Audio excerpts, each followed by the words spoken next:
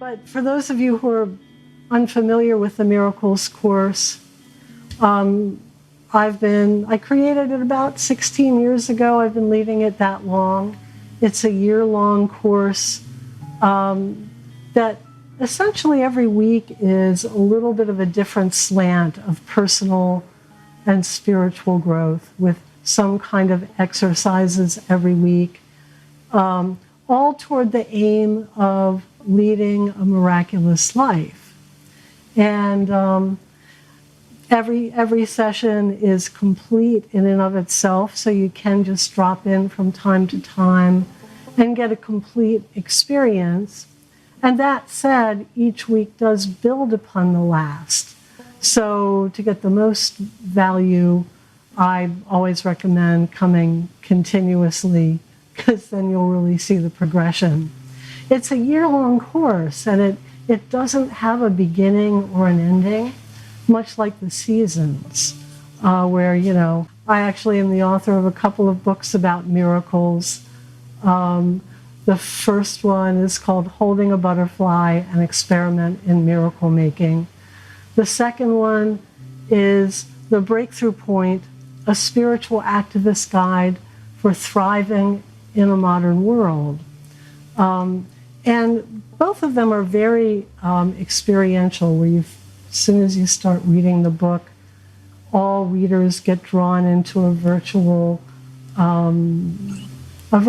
joined mind and heart of amplified consciousness to take you into miracle experiences. The second one I particularly recommend for understanding the times we're in. They're very much set in the context of the crazy times of, the last 5 years, 6 years, 7 years, and explains a lot of why things are so crazy. It kind of gives a little more of a positive slant on why the world is the way it is.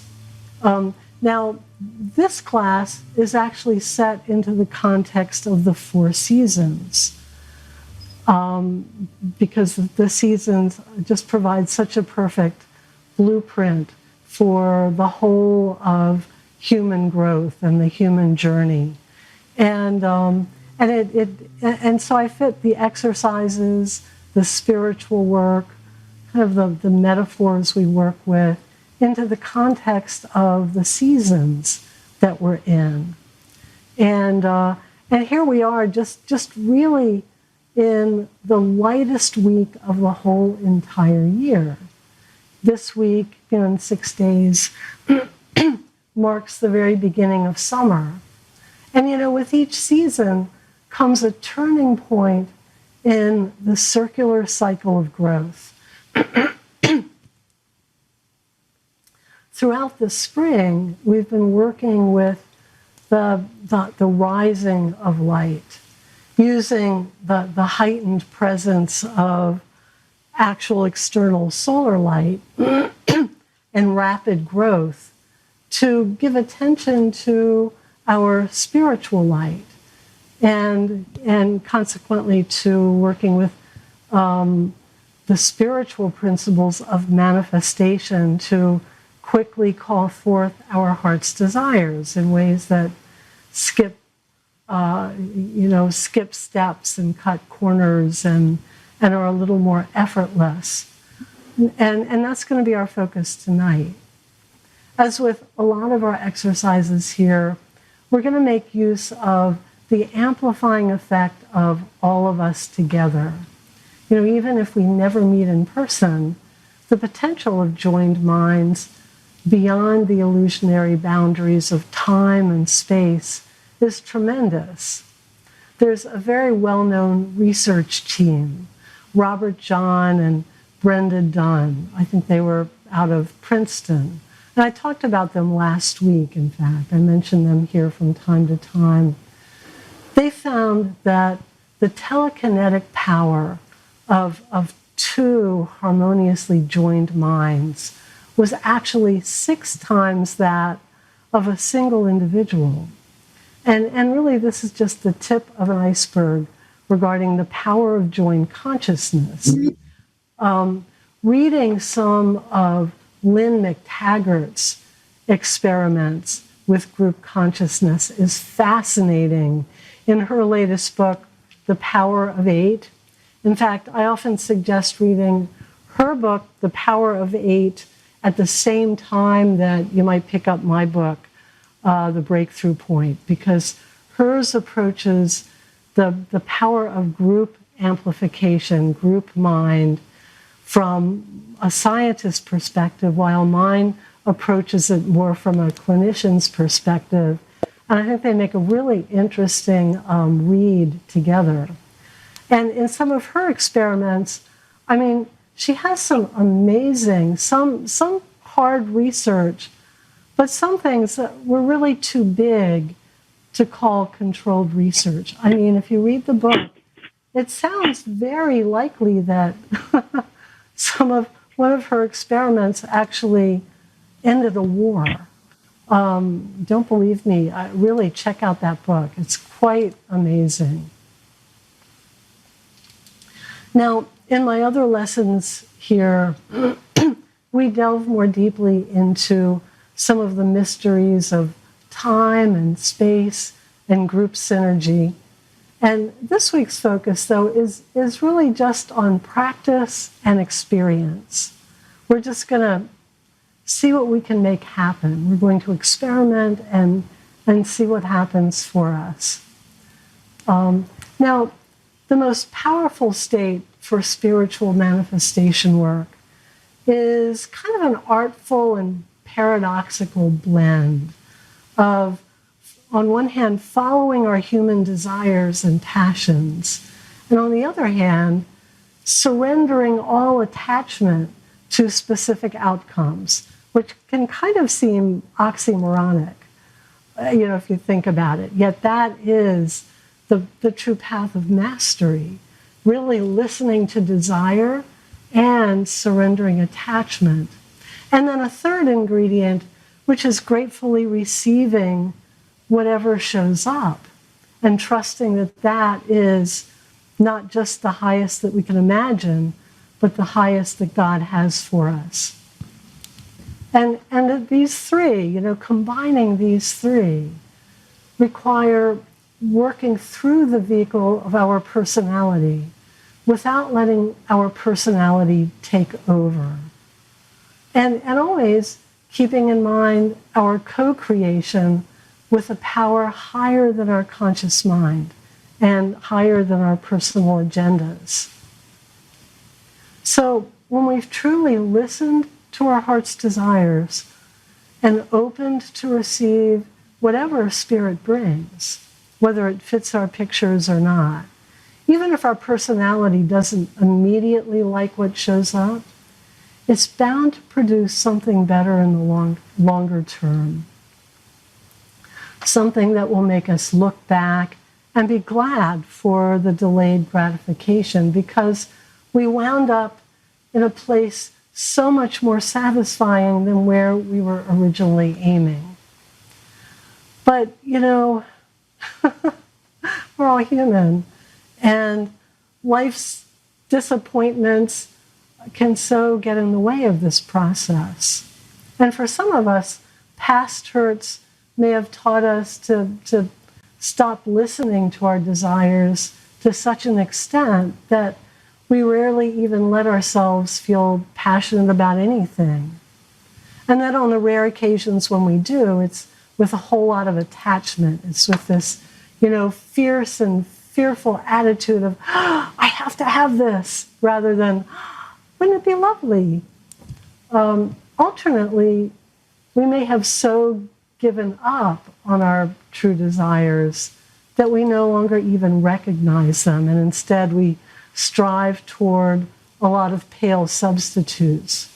We choose addictions over true fulfillment, or acquiring more stuff over achieving quality of life, or of being right over being loved, and so on and so on and so on.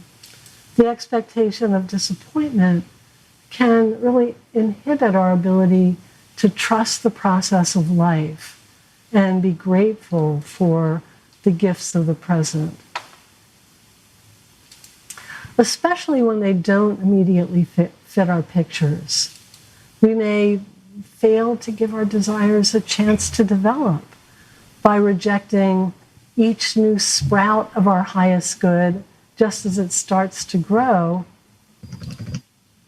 because the small fragile shoots don't match up with the full-blown garden that we have in mind. So before we use our collective energy to manifest our most cherished heart's desires, we're first going to clear the way for it by healing the old wounds of past disappointments. All of us can probably recall times, when we reached for our dreams, we really went for it, we took that leap of faith and we fell flat. And these crashes, they really do leave an emotional residue in not just our heart, but in our body and our mind. They leave us more defended and shut down than we were before.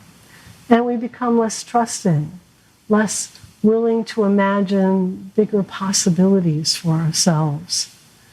And when we do hope for more, we become attached to whatever outcomes we do imagine.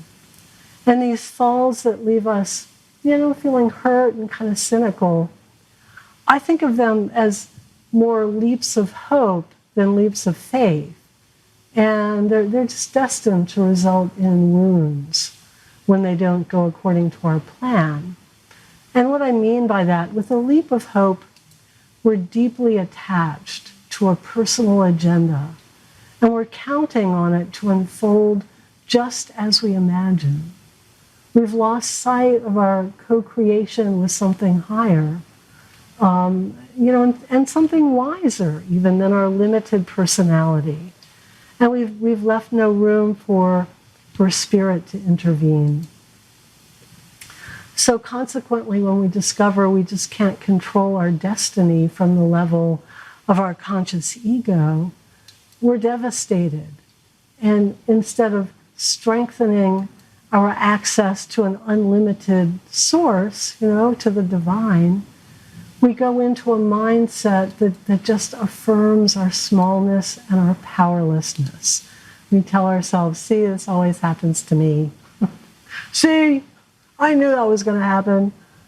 And when we truly have faith, we're really so certain that the outcome will be fine, whatever it is, that we've let the outcome go. We're able to feel peace and be happy in the present because we know the future will be fine no matter what. And our openness, our very openness, the pure nature of just being that open allows us to recognize all the beneficial opportunities that come our way, even if they're, not quite what we had in mind, even if they're different from our plan. And we're able to grow the little teeny small shoots of possibility, even when they're not immediately rewarding. That little teeny shoot isn't a whole giant rose bush covered with beautiful yellow blossoms. It's just this little tiny shoot. And we have to recognize what that is. So a leap of faith is the attitude of, I don't know what's going to happen, but I know it will be great. Whereas hope has a more desperate flavor, more like, oh my God, this has got to work. It's got to work. So what I'd like you to do now is just do a little bit of personal reflecting and just take a moment to give some thought to some of the significant failures and disappointments in your life. And see if you can identify one or two failed leaps of hope that left the biggest wounds behind. See if there's one in particular that, you can tell it's still with you.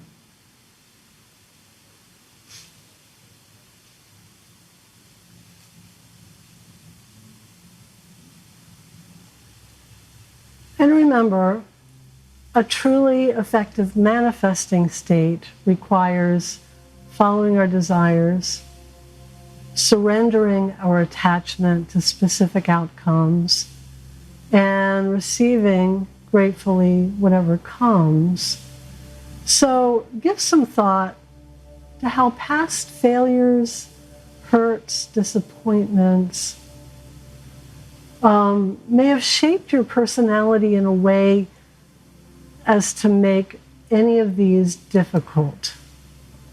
In other words, see if you have any of the following challenges. And I always suggest having paper and pen handy when you do these classes. So for those of you who do have pen and paper handy, just jot down. See if you have any of the following challenges. Make a note wherever you see yourself. One, do you easily feel passionate but have difficulty letting go of your attachment to outcomes? You can feel passionate about a lot of things, but are also kind of attached. Or two, are you so detached that you have difficulty feeling your desires and really quite knowing what it is you want? When somebody says, what is your heart's desire? You're like, I don't know. Or do you have difficulty feeling grateful in the present? And this is sometimes the case when we're always striving toward a goal, but we never stop to appreciate it when we get it. So see if there's any of those three that are difficult, and just make a note there.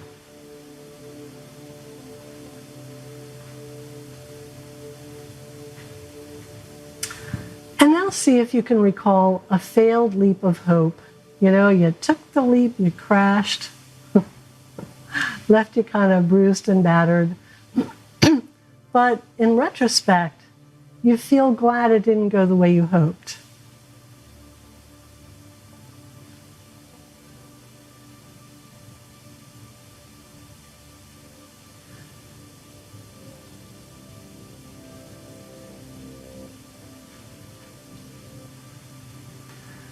Next, see if you can recall a past failure that actually led to something better eventually.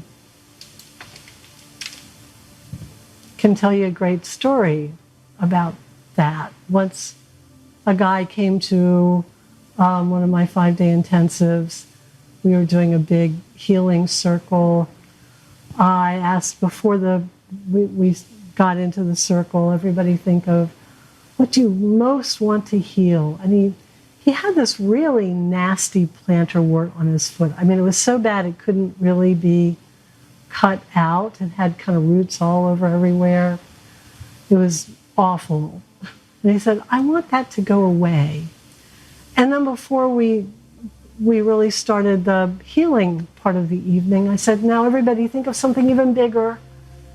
And that's when he said, I want my relationship with Mary to be better. It's Mary being his wife. So he went into the healing circle. A few days later, boom, wart was gone. I mean, it just really, boom, went away, miraculous healing. But then within a few months, so did his relationship with Mary, his wife. They divorced. And a year later, he was in another little group circle with me, and he was sharing that story about his miraculous healing of the wart. And he kind of chuckled and said, I guess I should have just stuck with the wart, until he realized he had brought a friend. The person sitting next to him was his new girlfriend, who was also named Mary. That was like over a decade ago. They are still together. So, you know, sometimes things have to, and sometimes God also has a little bit of a sense of humor. Sometimes things need to, you know, get a lot worse in order to get a lot better. So see if you can think of, any of those kinds of failures in your life.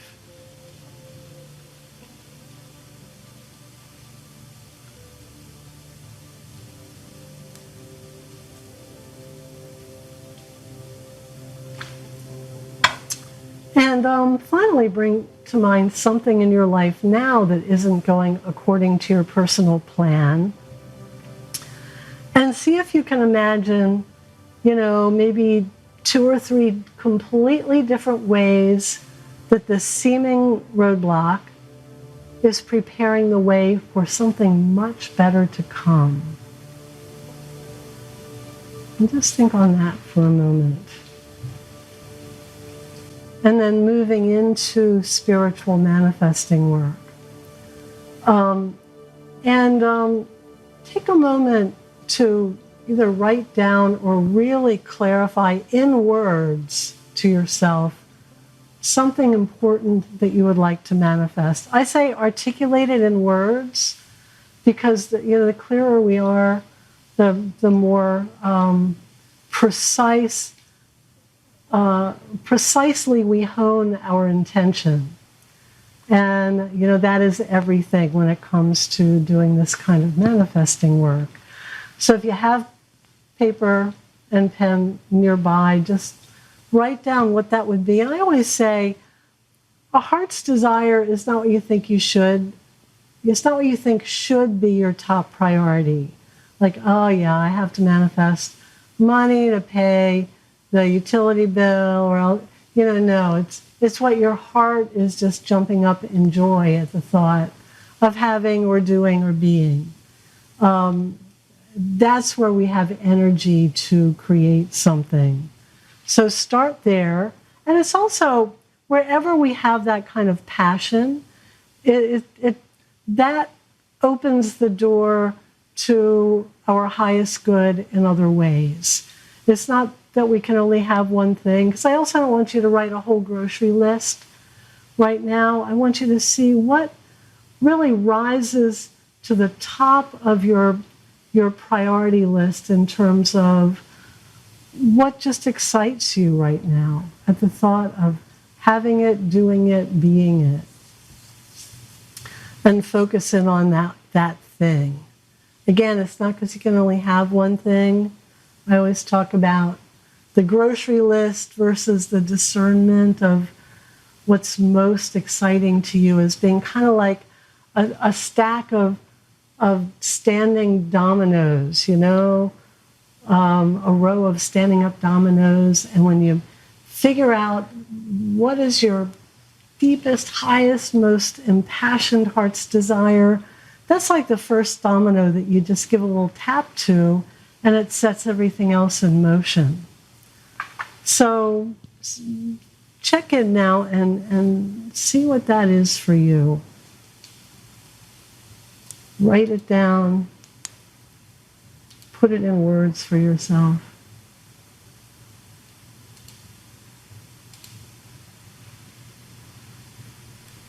And this is very powerful work we're doing. The power of group energy, the power of the seasonal energy of the lightest week of the year, and the foundation that's been laid in previous lessons, even if you haven't been here for them. Many minds have been and have started what I think of as a river flowing that can kind of pick everybody up wherever you are, wherever you start, wherever you jump in, and will carry you along. And all of these things come together to create an opportunity for a tremendous acceleration of your growth. And it could be a turning point in our lives if we choose to reach for it. So you don't even have to believe that. Just take a moment to imagine how it would feel if you did. A lot of New Thought teachings say one must change one's beliefs in order to change reality. Like, you have to believe, you have to believe. And I've seen people in some New Thought communities who just beat themselves over the head with those teachings, like, oh my God, I'm thinking the wrong thoughts. Oh no, I've totally changed my reality. What am I gonna do? Sometimes changing a belief can be like climbing Mount Everest. It can be like unthinking an elephant. And in my experience, I've been doing this kind of work for over 40 years. And what I found is that it doesn't take changing belief. It really can be as easy and as simple as the lightest daydream. In fact, that's a far more effective manifesting state than really, white knuckling, trying to change our beliefs. So you don't even have to believe, you simply have to be willing to imagine how it would feel if you did believe, and to let your excitement start to build, because this too is a part of an effective manifesting state. And just imagine, as we go into this next meditation. So just get comfortable in your place. Just get in your seat, get comfy, close your eyes.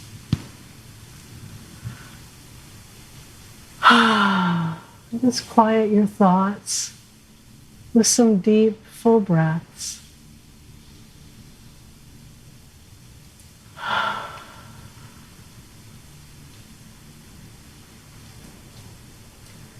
And just turn your attention inward. Just deeper and deeper. Your body relaxing.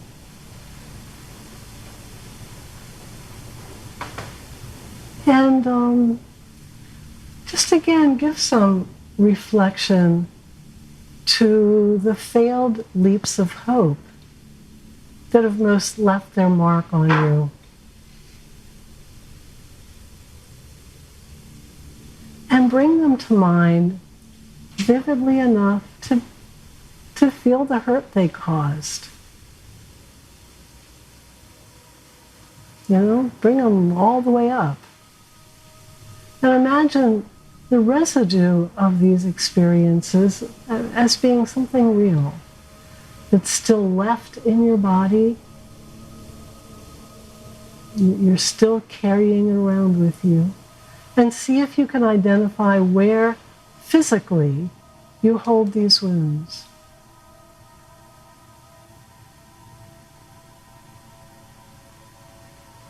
And when you find them in your physical body,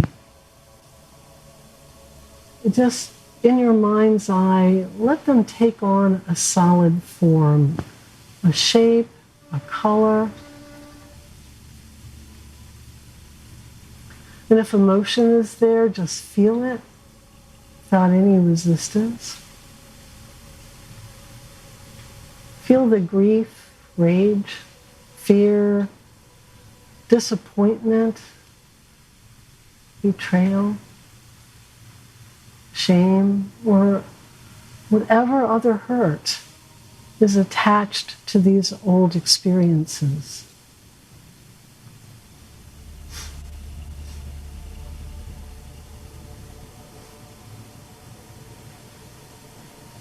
And if tears want to come, just let them flow.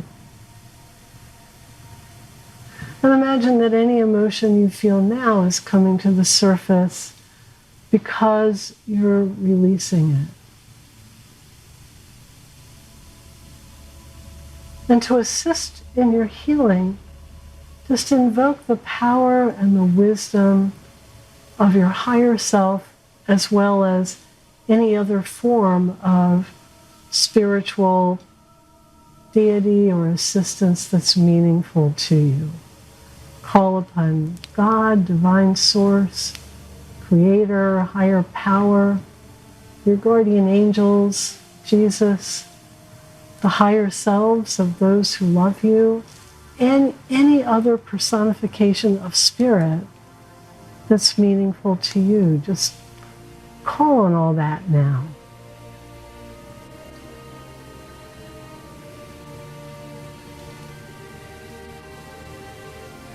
And know that you're not alone. And the healing that you haven't been able to accomplish from the illusionary position of being alone and separate is possible now because you've opened yourself to so much help. And to begin the healing, you're going to literally pull residue from these old wounding experiences that's embedded in your body out of your flesh and bone and blood, moving it to the energy field that extends around your body. So create this first vividly in your imagination, but use your hands with this too. Use your mind and your hands, just reach in and remove psychic substance and place it in the field surrounding your body. Picture it, feel it, actually use your hands so you tangibly have that kinesthetic aspect of it as well. And create the sensation and imagery of this as strongly as you can. Anyone who's shy about doing this on camera, then turn your camera off.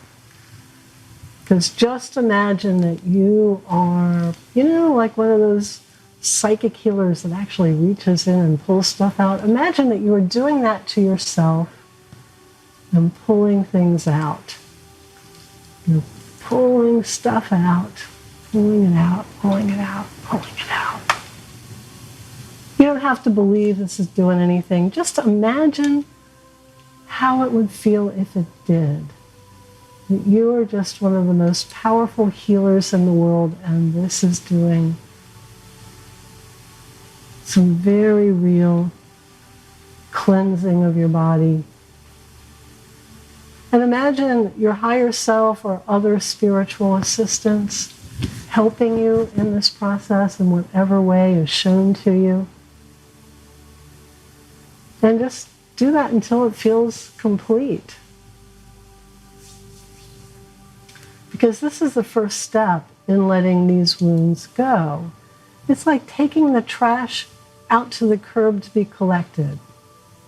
And as you do that, you've already diminished your attachment to these past hurts.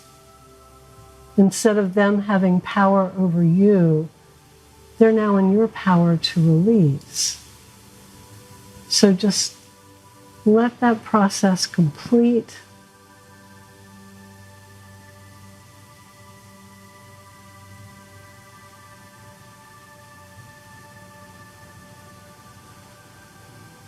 And to complete your healing and move into manifesting, let your sense of identification begin to shift now from the small self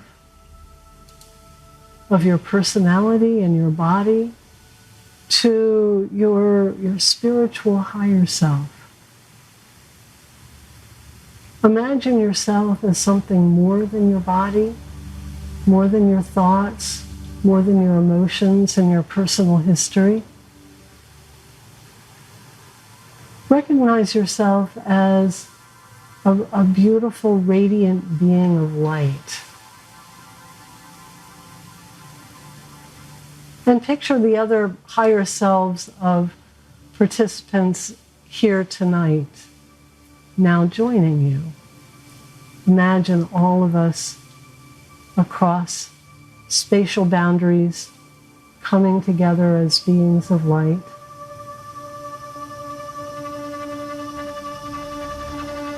And first you can see those who are currently here tonight. And then because in the spiritual realm, time itself is an illusion, along with space. You can also see the lights of all the souls who have in the past and will in the future gather in this circle created by our intent. And together we form an incredibly powerful circle of healing and support. Our joined intentions quicken our growth and awaken our intuition and heighten our magnetism to our highest good. So whatever has seemed difficult in the past can now come more easily. Really take a moment to feel the energy of the circle building. Building to a point where it just feels as though anything is possible. Because in fact, that's the truth. And the light of our circle grows so bright that we now attract to us an even greater light. And you might see this as a brilliant spiritual sun, shining light to all of us. And know this to be the light of divine love. It's profoundly peaceful and healing. And you let it just wash over you, through your body as well as through the energy fields surrounding your body. And this light now shines away anything that has dimmed your radiance.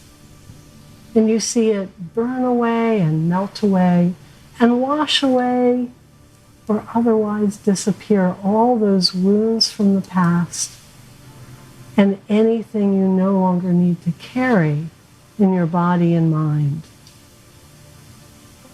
And as old hurts get released, you fill with the deep peace of divine light. And you become more powerfully radiant than you were before. In fact, each of us now emanates a more brilliant vibration of light.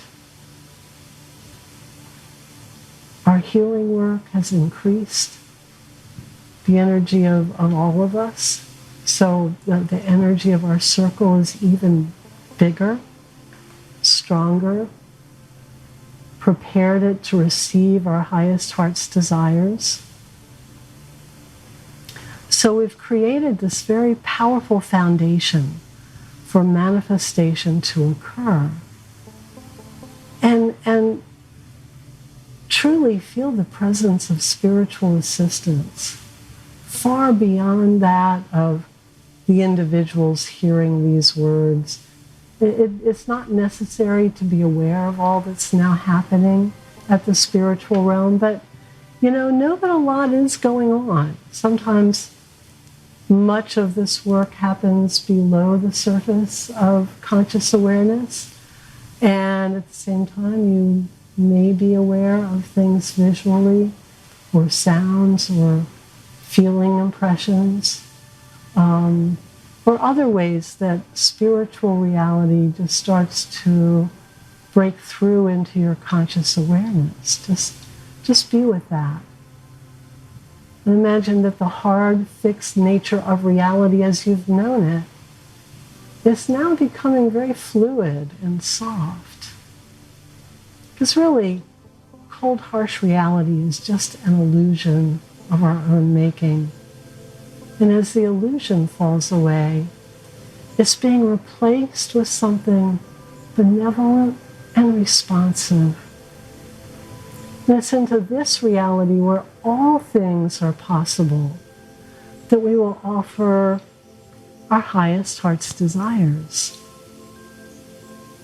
So just imagine holding your desire gently and lightly, kind of like you would hold a butterfly that just lit on your hand for a moment. Where you're just still and focused and in awe and wonder. And see everyone in our network of participants and all these souls together, all of us doing the same.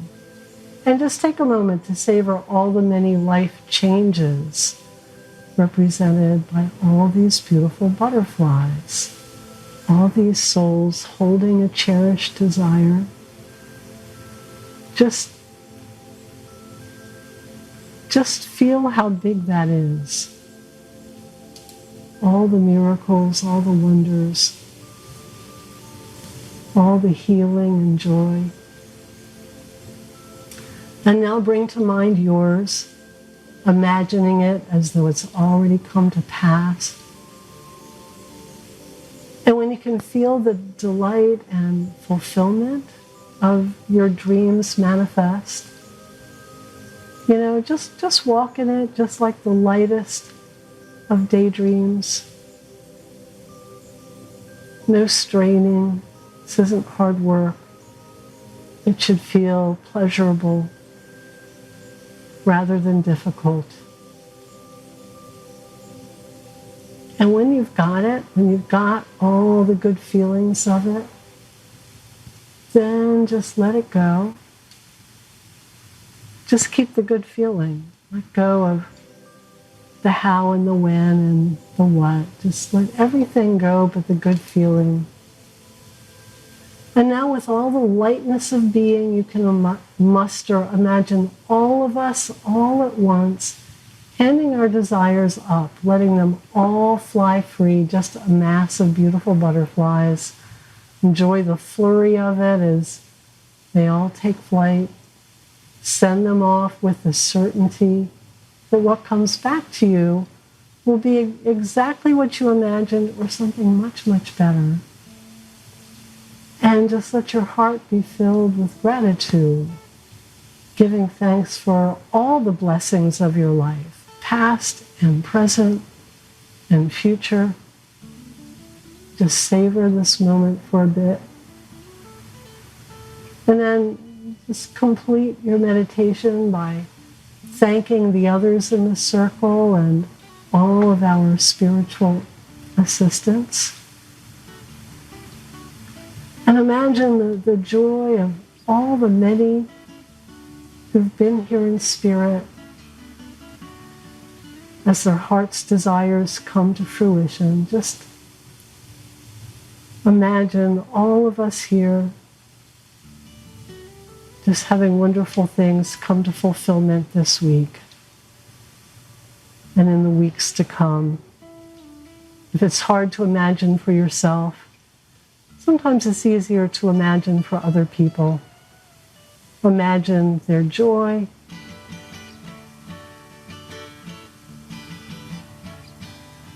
their relief, their gratitude.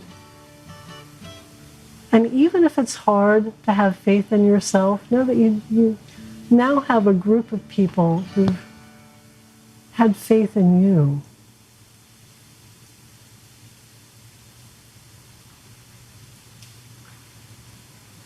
And just take a couple of deep breaths. And just slowly bring yourself back to a normal waking state.